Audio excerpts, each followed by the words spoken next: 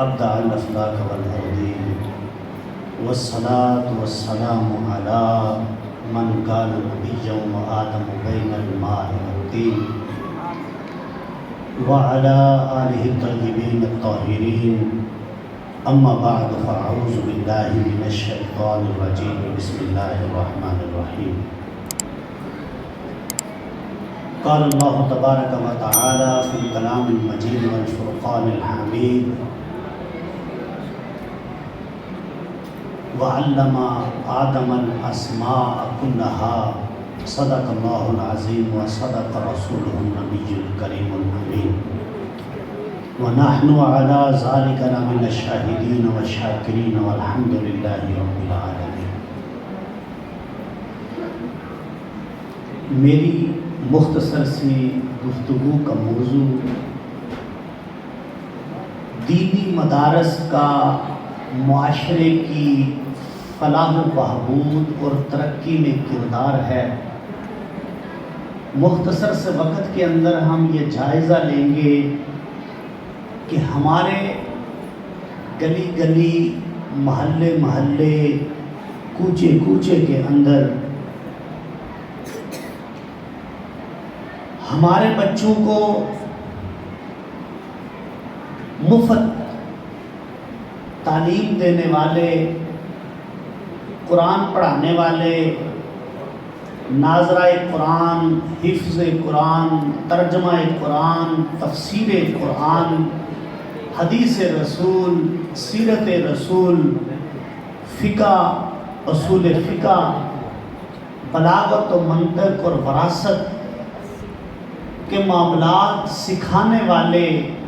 یہ دینی مدارس معاشرے کے اندر اپنا کیا کردار ادا کر رہے ہیں. اگر ہم دینی مدارس کی تاریخ کا جائزہ لیں تو دینی مدارس کا آغاز انسانیت کی پیدائش کے ساتھ ہی ہو چکا تھا. اللہ تعالیٰ نے جب انسان کو اپنا خلیفہ بنانا چاہا، انسان کو اپنا نائب بنانا چاہا، تو اللہ تعالیٰ نے انسان کی تعلیم کا آغاز کیا. ایک طرف اللہ تعالیٰ کی عبادت کرنے والے وہ مقرب فرشتے تھے، دوسری طرف جنات میں سے ابلیس بھی تھا. اللہ تعالیٰ نے جب فرشتوں کو کہا اذ قال ربک للملائکۃ انی جاعل فی الارض خلیفہ، کہ جب رب تعالیٰ نے فرشتوں کو کہا کہ میں زمین کے اندر اپنا خلیفہ، اپنا نائب بنانا چاہتا ہوں، تو نعرہ تکبیر، نعرہ رسالت، نعرہ حیدری، آستانہ دیا تجھے شریف.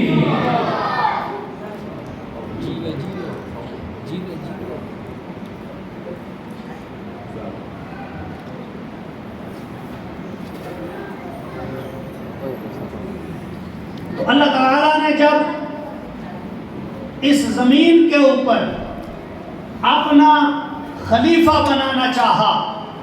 تو اللہ تعالیٰ نے حضرت آدم علیہ السلام کو پیدا فرمایا اور فرشتوں کو کہا کہ میں اپنا خلیفہ بنانا چاہتا ہوں زمین کے اندر.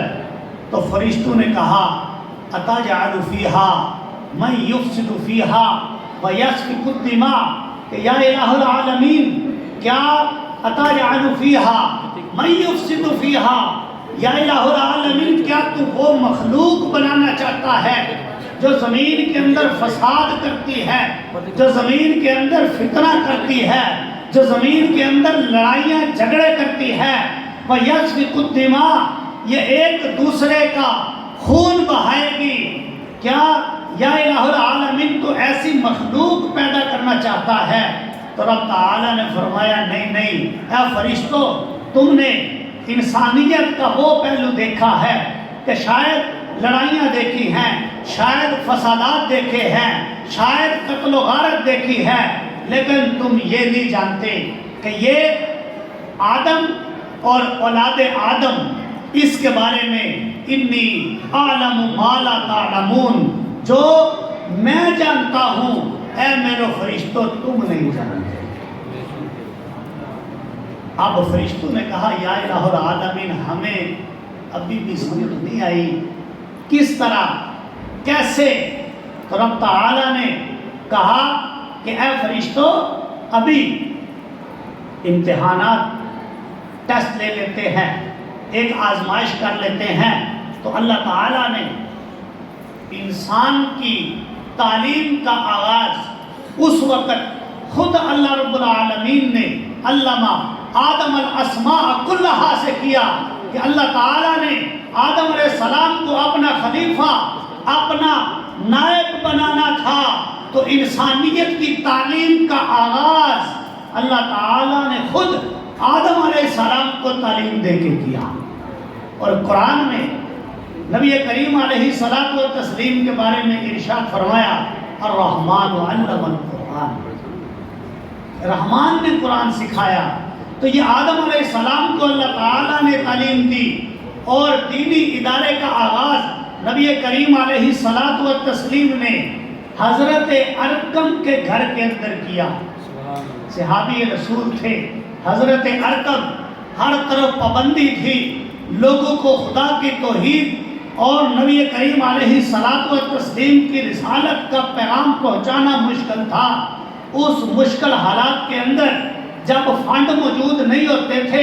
اس مشکل حالات کے اندر جب دین کی دعوت عام کرنے کی اجازت نہیں تھی،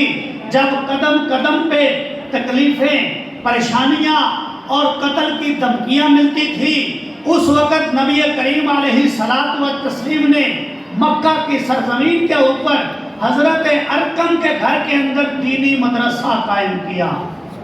حضور کے اعلان نبوت کے وقت مکہ کے اندر صرف 17 لوگوں کو پڑھنا لکھنا آتا تھا۔ نبی کریم علیہ الصلوۃ والتسلیم نے ایسی دین کی تعلیم کا آغاز کیا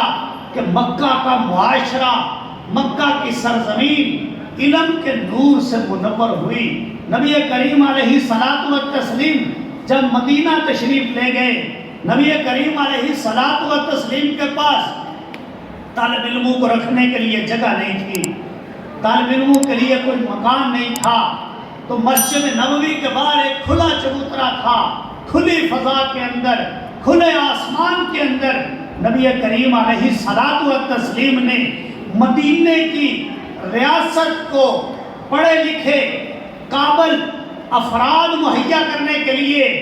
یہاں فوج کے کمانڈر مہیا کرنے کے لیے،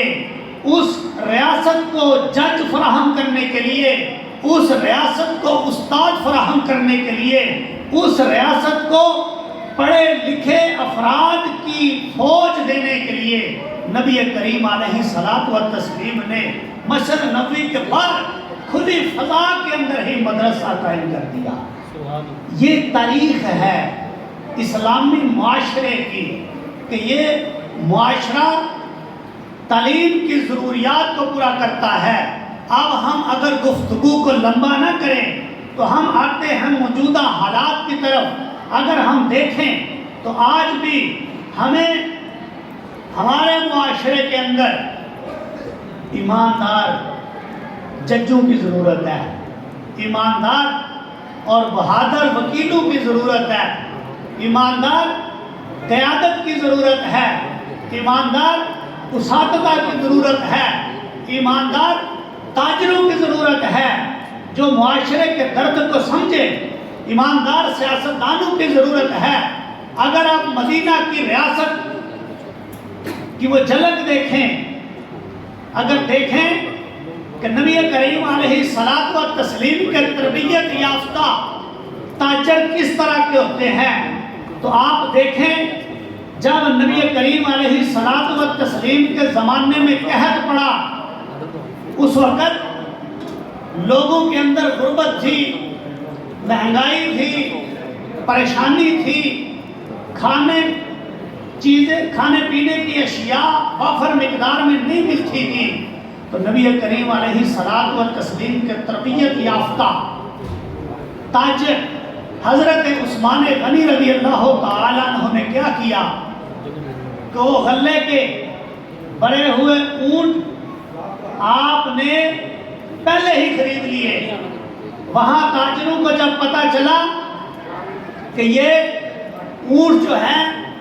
یہ عثمان غنی نے خریدے ہیں، تاجر آگئے حضرت عثمان غنی رضی اللہ تعالیٰ عنہ سے ڈیل کرنے کے لیے آگے بڑھے کہ آپ ایسا کریں، یہ غلہ یہ اناج ہمیں بیچ دیں، جتنی آپ قیمت مانگتے ہیں ہم دیں گے۔ فرمایا کتنی دیتے ہو؟ انہوں نے کہا ڈبل لے لیں، اگر 100 کی چیزیں آپ 200 کی ہم خرید لیتے ہیں۔ فرمایا تھوڑے، ہم نے کہا 4 گنا لے لیں، 100 کی چیز 400 میں بیچ لیں۔ آپ نے فرمایا تھوڑے۔ 8 گنا لے لیں، آپ نے فرمایا تھوڑے، میری اس سے بھی بڑی ڈیل ہو چکی ہے۔ اب وہ تاجر بڑے پریشان تھے،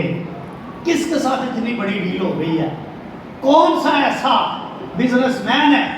کون سی ایسی شخصیت ہے، کون سی ایسی ذات ہے جس نے ان سے اتنی مہنگی ڈیل کر لی ہے؟ حضرت عثمان غنی رضی اللہ تعالیٰ عنہ کو پتا تھا اگر میں ان بے ایمان تاجروں کو اگر میں اپنا مال بیچ دوں گا تو یہ اگر مجھے 10 گنا زیادہ بھی قیمت دے دے تو یہ عوام کو لوٹیں گے، عوام کا خون چوسیں گے، عوام کو پریشان کریں گے، عوام کے لیے کھانے پینے کی اشیاء کی قلت پیدا کریں گے۔ تو آپ نے اپنی ایمانداری کا مظاہرہ کرتے ہوئے آپ نے کہا نہیں، میرے رب کے ساتھ ڈیل ہو گئی ہے، وہ ایک کے بدلے 700 گنا یا اس سے بھی زیادہ منافع دیتا ہے، اس لیے میں یہ مال تمہیں نہیں بیچ سکتا۔ یہ نبی کریم علیہ الصلوۃ والتسلیم کے مدرسہ سے تربیت یافتہ وہ تاجر تھے جنہوں نے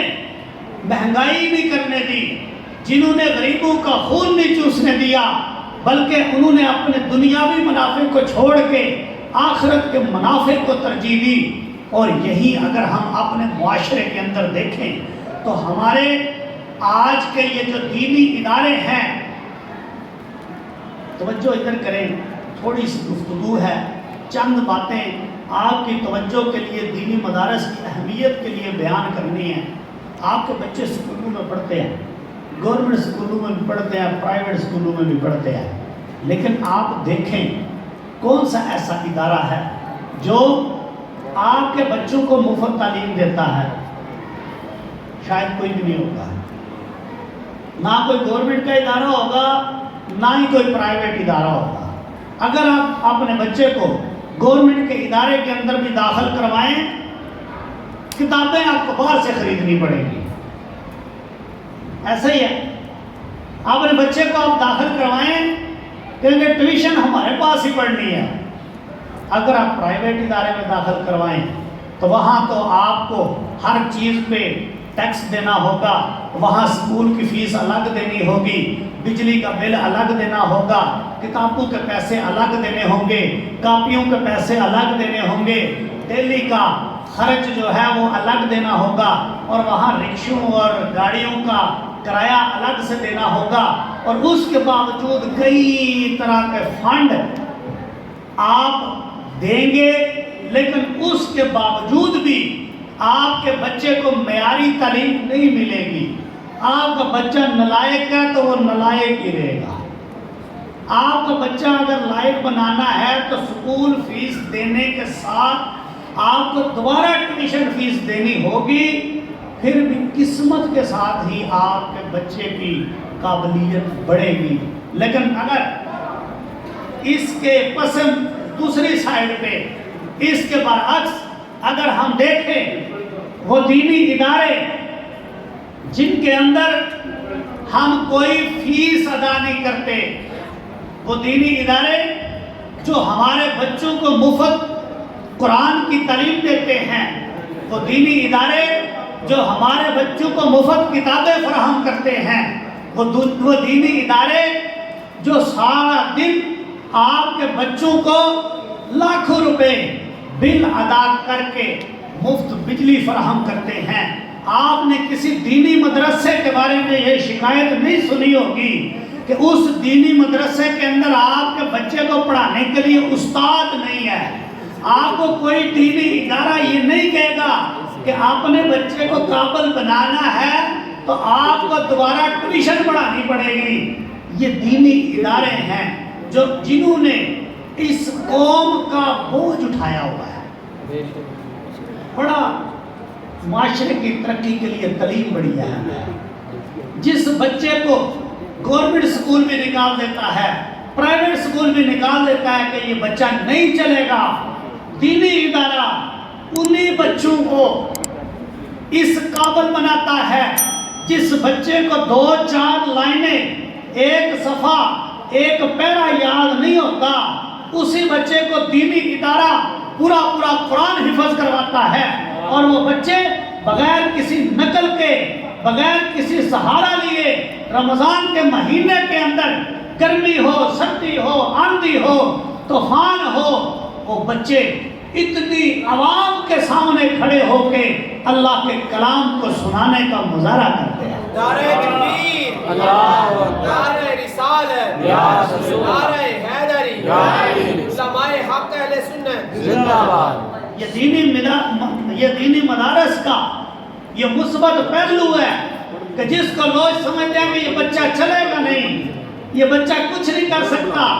سارے استاد جن کے پاس M A, M Phil, P H D کی ڈگریاں ہوتی ہیں، وہ اس بچے کو ناکام قرار دے دیتے ہیں، لیکن وہ دینی ادارے اسی بچے کو اتنی بڑی کتاب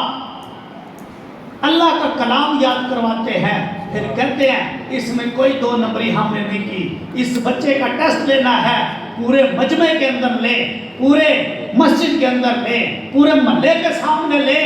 اگر آپ چاہیں تو پوری دنیا کے سامنے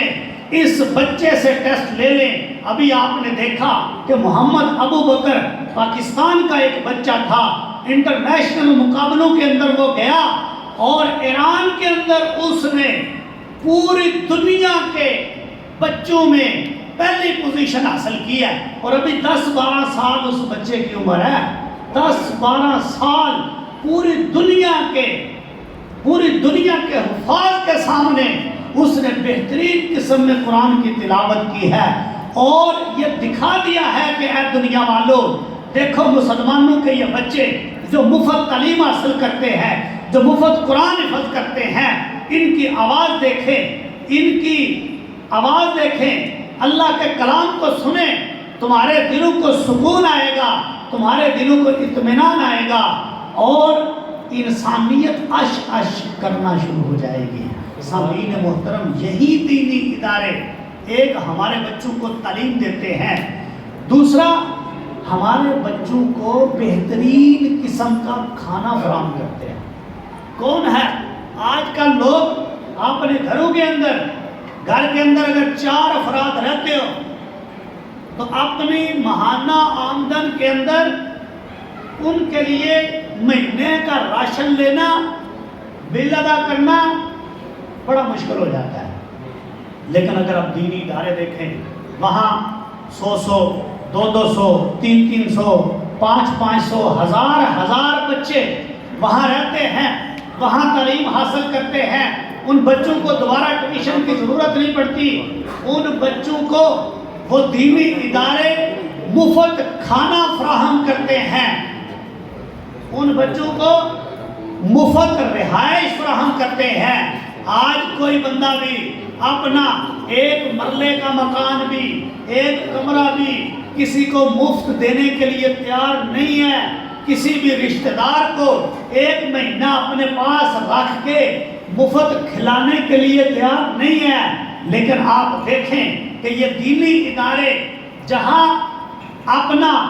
پرایا، اس محلے کا، اس محلے کا، اس قوم کا اس قوم کا، اس قبیلے کا، اس قبیلے کا، اس ملک کا، اس ملک کا کوئی فرق نہیں رکھا جاتا، بغیر کسی تفریق کے، بغیر گورے کالے امیر غریب عربی اجمی کسی بھی فرق کے روا رکھے بغیر ان طلباء کی خدمت کی جاتی ہے، ان طلباء کو تعلیم دی جاتی ہے اور معاشرے کو بہترین افراد فراہم کیے جاتے ہیں۔ تو آپ اگر یہ تصور کریں، ہم میں سے ہر بندے کی یہ خواہش ہے، اگر پوچھے جی آپ اپنے بچے کو کیا بنانا چاہتے ہیں، کوئی کہے گا جی میں استاد بنانا چاہتا ہوں، دوسرا کہے گا میں انجینئر بنانا چاہتا ہوں، تیسرا کہے گا میں اپنے بچے کو ڈاکٹر بنانا چاہتا ہوں، کوئی کہے گا میں اپنے بچے کو وکیل بنانا چاہتا ہوں، کوئی کہے گا میں اپنے بچے کو افسر بنانا چاہتا ہوں۔ تو سامعین محترم، اگر آپ اپنے بچے کو قرآن حفظ کریں گے، اس کی ذہنی صلاحیت، اس کی نعرہ تکبیر، نعرہ رسالت، نعرہ حیدری، آستانہ علیہ چورا شریف، آستانہ علیہ چورا شریف۔ مساجد کی ذمہ داری آپ نے دینی اداروں کے سپرد کی تھی کہ ہمارے محلے کے اندر دن میں 5 وقت اذان ٹائم پہ ہونی چاہیے، ٹائم پہ نماز ہونی چاہیے۔ اب چاہے صبح 4 بجے کا ٹائم ہو، 5 بجے کا ٹائم ہو، 6 بجے کا ٹائم ہو، آندھی ہو، بارش ہو، طوفان ہو، ہڑتالیں ہو، کچھ بھی ہو، آپ کے مسجد سے اللہ اکبر کی صدا ہمیشہ آئی ہے۔ وہاں ان ٹائم بغیر 1 منٹ اوپر ہوئے دن میں 5 مرتبہ آپ نے ان دینی اداروں کے حفاظ کی ذمہ داری لگائی تھی کہ آپ ذمہ داری پوری کریں، انہوں نے پوری کر دی۔ لیکن دوسری طرف اگر آپ دفاتر کی صورتحال دیکھیں، وہاں اگر 9 بجے کا ٹائم ہے، 10 بج جاتے ہیں، افسر موجود نہیں ہوتا، 11 بج جاتے ہیں، افسر موجود نہیں ہوتا، چھٹی کا ٹائم نہیں ہوتا، افسر پہلے ہی غائب ہوتا ہے۔ تو سامعین محترم، آپ وہاں ایک ٹائم حاضری لگانی تھی پہنچنے کی، نہیں پہنچے۔ لیکن دینی اداروں کا ہر بچہ ہر مسجد کے اندر ہر نماز کے ٹائم پہ بر وقت وہاں پہ پہنچا ہے۔ تو انہوں نے آپ کو بتا دیا کہ دینی اداروں کا کردار مثبت ہے، یہ اپنی ذمہ داری پوری کرتے ہیں، اس میں کوئی کمی کوتاہی نہیں کرتے۔ اگر آپ دینی اداروں کی طرف دیکھیں، اگر کوئی حافظ قرآن دین کا پڑھا ہوا کوئی تجارت کرے گا، وہ تجارت کے اندر تجارت کرتے ہوئے لوٹ مار نہیں کرے گا، وہ تجارت کرتے ہوئے ملاوٹ نہیں کرے گا، وہ تجارت کرتے ہوئے عوام کو پریشان نہیں کرے گا۔ تو اس لیے ہمیں ضرورت اس بات کی ہے کہ اگر ہم ڈاکٹر بنانا چاہتے ہیں تو ہم اپنے بچے کو پہلے حافظ قرآن بنائیں۔ وہ حافظ قرآن جب اس کے سینے میں قرآن ہوگا، جب وہ ڈاکٹر ہوگا تو وہ مریضوں پہ رحم بھی کرے گا، مریضوں کو لوٹے گا نہیں، بلا وجہ کی ناجائز ہزاروں روپے کی دوائیاں لکھ کے مال حرام اکٹھا نہیں کرے گا۔ سامعین محترم، اگر وہی حافظ قرآن وکیل ہوگا، اس کو پتہ ہوگا کہ اللہ نے قرآن کے اندر جھوٹوں پر لعنت فرمائی ہے، اس لیے وہ حافظ قرآن وکیل جو ہے وہ عدالتوں کے اندر جھوٹ نہیں بولے گا۔ اسی طرح وہی حافظ قرآن اگر جج کی کرسی پہ بیٹھے گا تو وہ عدل و انصاف کے معیار کو پورا کرنے کی کوشش کرے گا۔ اگر وہی دینی مدرسے کا پڑھا ہوا استاد سکولوں کے اندر جائے گا، کالجوں کے اندر جائے گا، یونیورسٹیوں کے اندر جائے گا، تو وہ آپ کی بیٹیوں کی عزتیں نہیں لوٹے گا۔ جس طرح کہ کبھی ایک یونیورسٹی کی خبر آتی ہے، کبھی دوسری یونیورسٹی کی خبر آتی ہے، کبھی تیسری یونیورسٹی کی خبر آتی ہے، کبھی واش روم کے اندر کیمرے لگے ہوتے ہیں، کبھی ہاسٹل کے اندر کیمرے لگے ہوتے ہیں، تو طرح طرح کی برائیاں ان تعلیمی اداروں کے اندر جو موجود ہیں، دینی مدارس کے उलमा दीनी मदारस के जो तलबा हैं वो इनको जाके ख़त्म कर सकते हैं। इसलिए ज़रूरत इस बात की है कि हम अपना बच्चा, हम अपनी बच्ची दीनी मदारस के हवाले करें। हम अपना बेटा, बेटी, बहन, भतीजी, भांजी, पोती, पोता, नवासी जो भी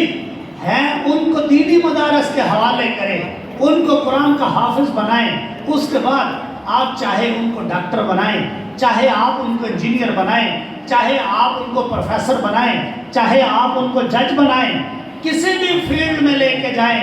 दीनी मदारस आपको उस फील्ड में जाने से रोकेंगे नहीं, बल्कि उनके अंदर काबिलियत पैदा होगी, उनकी ज़हनी सलाहियत बढ़ेगी और वो दूसरों से बेहतर कारकर्दगी फराहम करेंगे। इसलिए यही मेरी आपसे इस्तदा है कि आप दीनी मदारस की कोशिशों को देखें कि ये फलाही इदारे हैं, आपके बच्चों को खाना मुफ्त फराहम करते हैं, आपके बच्चों को जो बिजली है मुफ्त फराहम करते हैं, आपके बच्चों को साफ़ सुथरा ठंडा पानी फराहम करते हैं, आपके बच्चों को मुफ्त रिहाइश फराहम करते हैं, आपके बच्चों को मुफ्त तालीम फराहम करते हैं। अपने बच्चे भी भेजें और दीनी मदारस में पढ़ने वाले बच्चों की मदद भी करें, उन बच्चों को कुरान लेके दें, उन बच्चों को दरस निज़ामी के लिए किताबें लेके दें, ताकि वो लोग, वो बच्चे सीखेंगे। आपकी गली में, आपके मोहल्ले में, आपके मुआशरे में आपको